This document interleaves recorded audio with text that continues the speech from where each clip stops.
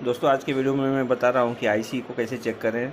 तो IC metre से वैसे बाहर चेक नहीं होती है, सर्किट में चेक होती है। और इसके कंडीशंस क्या होते हैं काम करने के लिए, मैंने इसके पहले के वीडियोज़ में बताया है कि सप्लाई ज़रूरी है उसको, जो आईसी की पिन पे आती है। उसके बाद में बाइसिंग जो रहता है वो ज़रूरी है, जैसे कोई रेजिस्टेंस ग्राउंड है या कोई कंडेंसर ग्राउंड है, और ग्राउंडिंग कनेक्शन ये ज़रूरी है। इसके बाद भी आईसी कभी कभी काम नहीं करती है, क्यों नहीं करती है उसके बारे में बता रहा हूँ। जैसे ये ऑटो कपलर इस पर कनेक्ट रहता है 2 नंबर पिन से। ये 2269 आईसी है, अलग पिन हो सकते हैं, लेकिन ये ऑटो कपलर की पिन से शॉर्ट हो जाती है तो भी आपकी आईसी वर्क नहीं करेगी और ड्राई वोल्टेज नहीं आएगा। तो इसे जो डीकपल कंडेंसर कोई ग्राउंड है या रेजिस्टेंस कोई लगे रहते हैं, इनको आसपास के सर्किट को चेक करना होता है आपको। जब सप्लाई आ जाए, ग्राउंड ओके है और प्लस आपकी बाइसिंग भी सही है, रेजिस्टेंस बहुत कम ओपन होते हैं, ज़्यादा करके सप्लाई होगा लाइन की जो रेजिस्टेंस है हाई वैल्यू के, वो ओपन हो सकते हैं, जल सकते हैं।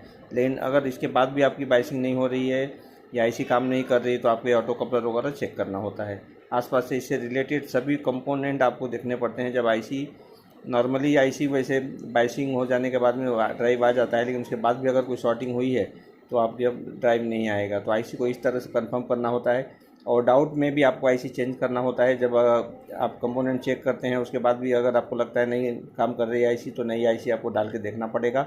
उसके बाद भी अगर काम नहीं कर रहा है तो आपको एक सामान पार्ट्स आपको ये सर्किट के चेक करने होते हैं।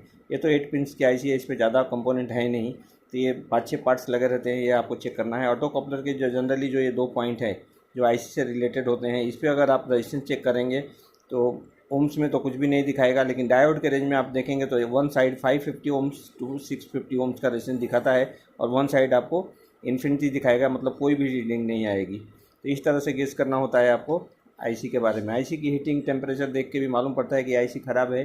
ज़्यादा ओवर हीटिंग होती है तो आपको सप्लाई चेक करना है, अगर ज़्यादा सप्लाई है तो भी आपकी आईसी हीटिंग हो सकती है। और अगर नॉर्मल सप्लाई आपकी आ रही है उसके बाद भी आईसी हीट हो रही है तो ये आईसी आपकी इंटरनली ख़राब है, इसको रिप्लेस करके आप देखें। और हम दूसरे आईसी के बारे में अब आगे बताएंगे आपको। 6 पिन आईसी और ये 2269 बहुत ज़्यादा यूज़ हो रही है, इसलिए इसके बारे में बता रहे थे। पिन्स के बारे में फिर से एक बार बताते हैं। एक नंबर इसका ग्राउंड है, 2 नंबर फीडबैक है, ऑटो कपलर से आता है, 3 नंबर सप्लाई है, प्राइमरी स्टार्ट वोल्टेज, 4 नंबर से बाइसिंग है, रेजिस्टेंस ग्राउंड रहता है 27K का, 5 नंबर पे कोई कनेक्शन नहीं रहता है इसके में पिन। इसका पिन स्टार्ट होता है दोस्तों, देखिए यहाँ से शायद ग्राउंड है, वो गलत हो सकता है, लेकिन जो पिन्स बता रहा हूँ मैं बिल्कुल सही है। पिन्स के बारे में मैंने बता दिया है कि आईसी का पिन कहाँ से काउंट करें। 6 नंबर पिन इसका गेट से कनेक्ट रहता है, 7 नंबर पिन इसका 6 नंबर पिन गेट से है, और 7 नंबर सेकंड सप्लाई है इस पर, और 8 नंबर इसका जो है ड्राइव आउटपुट है। 2269 आईसी के पिन इस तरह से रहते हैं। तो 1 नंबर काउंट रहेगा, 2 number auto coupler, 3 number supply start का, और 4 नंबर बाइसिंग 27K का रेजिस्टेंस लगता है।